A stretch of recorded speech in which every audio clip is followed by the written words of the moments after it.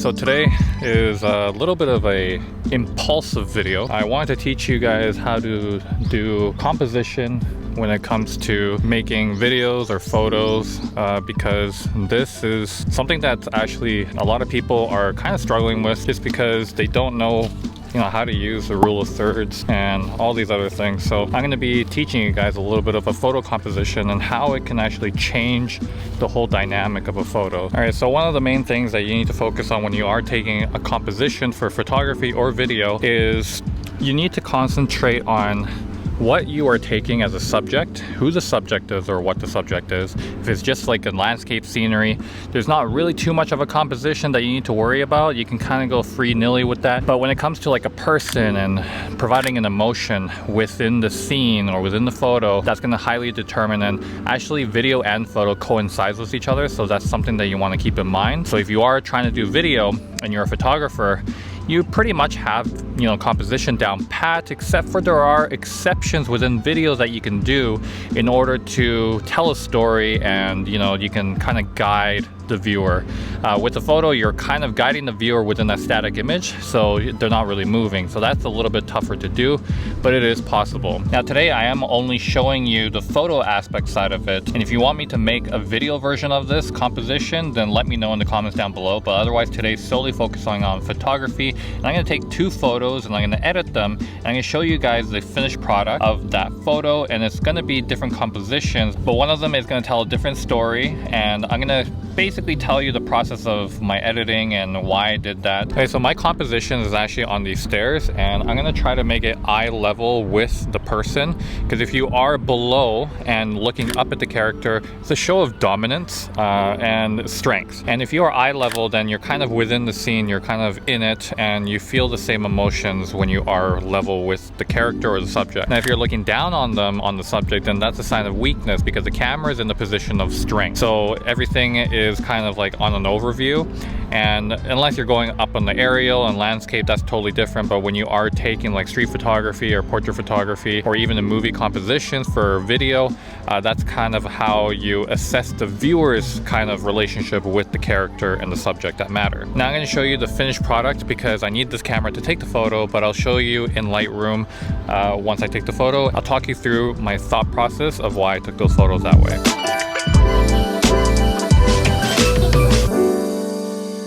Alright, so I uploaded both photos here, as you can see.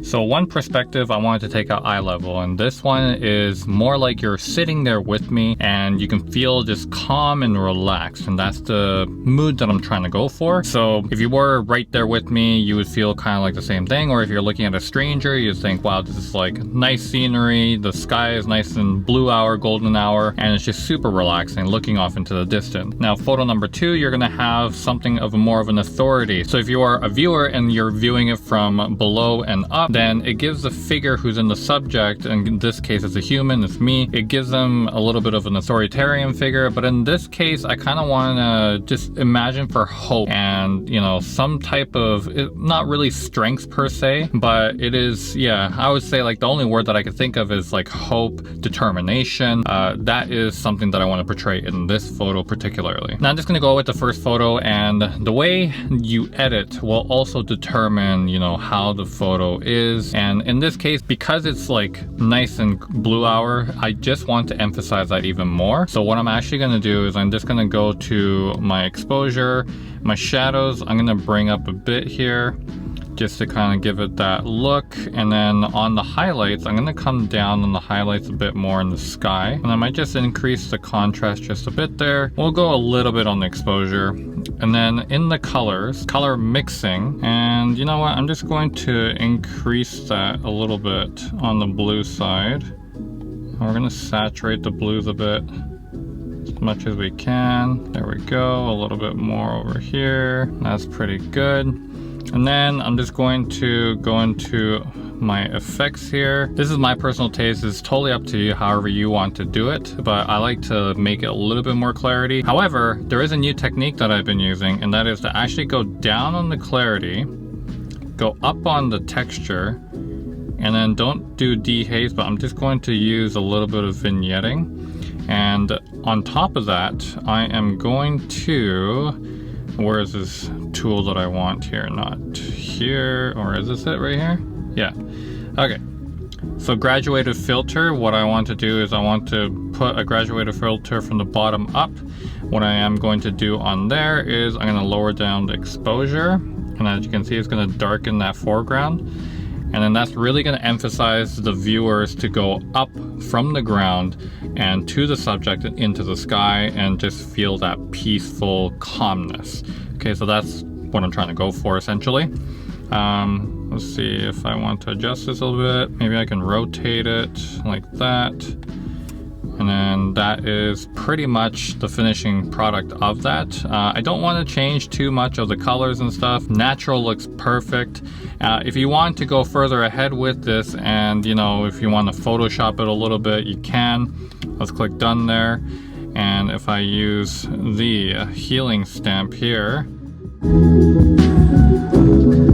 so I've eliminated that pull, and then now I can just go like that. And now the subject is completely free of any obstructions from basically the waist up, and that's how it is. Sorry it's getting a little dark in here, and let me turn on this crappy light in the car. Okay, so anyways, I'm doing this on the go, run and gun, okay? True meaning. Okay, so the next photo right here, I want to kind of provide dominance, so I'm gonna make it a little bit more of that rugged look, so clarity up. So what I'm going to do is I'm going to raise the exposure a bit. I will dim down the highlights. I'll raise the shadows to expose the character a little bit. On top of that, I'm going to put a radial filter on here. And I'm going to put that around the subject, kind of squish it in a little bit right there. And let's see what this is affecting. Yeah, it's going to affect the subject, so that's good. And don't want to do too much there. More focused highly on the subject, so that is good. And then what we're going to do is we are going to put another graduated filter from the bottom, just like we did before, and we're just going to dim that down, provide that a little bit of light. I'm going to put a little bit of a graduated filter on the top right here. Just go there, boom, another one, just darken it a little bit. We can move that in a little bit there. I'm not really going for the whole sky looking nice type of thing here. I'm really looking for the subject at hand here. And what I usually do is sometimes when you do the entire photo, when it comes to clarity, it does make it a little bit too textury and detailed. And that's a, you know, that's a preference for some people. I do it sometimes as well, so, you know, I'm guilty as charged, but I sometimes do like to go a little bit into just focusing on the person itself. So what I would do is I'll just select a brush. Whoops, I didn't mean to do that. Okay, so I'll just select the brush right here and do that. I'm gonna raise the brush a little bit, and I'm just gonna start shading in myself. And you don't have to be too precise with this, just kind of go over and then just make sure you're covering the main parts of the body. If you get some of the background, in this case it's okay, because if the background gets a little more detail in the sky, then it's not going to show. But try not to get too much of the ground if you can, because the ground has more detail than the sky. So now that you selected your character, in this case, I'm going to go into my effects, and I'm just going to boost the clarity of myself there. And also you can just choose to just boost the exposure a little bit to focus that more. And then I'm going to press done there. Overall, I'm going to go into the effects again, and I'm going to put a vignette over the entire thing, so that kind of focuses even more on the character.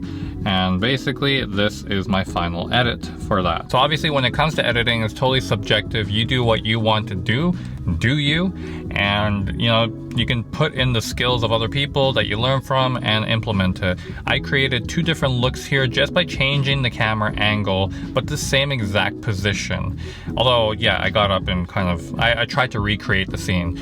But having said that, just one step down on the camera just shows a different emotion than it is to level with the character. And I didn't really take one from the top, but that would have been another scene that I could have created, make you feel a little bit detached from the scene. But otherwise, that is composition, just real simple. I just wanted to make this video because there has been a lot of people that are asking questions on Facebook groups and stuff about composition and, rule of thirds and all these kind of things. And the thing is, you can use those as a basic. It's great to learn these, the Fibonacci sequence and stuff like that. But at the end of the day, these are just guidelines. They're not rules, okay? Even if it says rule of thirds, it's not a rule. I've made a video on rule of thirds. If you want to go check it out, go on the ticker over here, or I'll put a link in the description. But otherwise, yeah, it's all subjective. So do what you want and try to tell a story and see how you would feel if you were watching your own movie and how you would want to portray that story. And that's how you will become such a great filmmaker, great photographer, and it's just practice. Practice, practice, practice. But anyways, I gotta go, but I'll see you guys on the next one. It's getting dark. There's horrible lighting in the car. Sorry guys, visual quality is not that great, but hopefully the audio's okay. But anyways guys, I'll see you guys on the next one. Peace.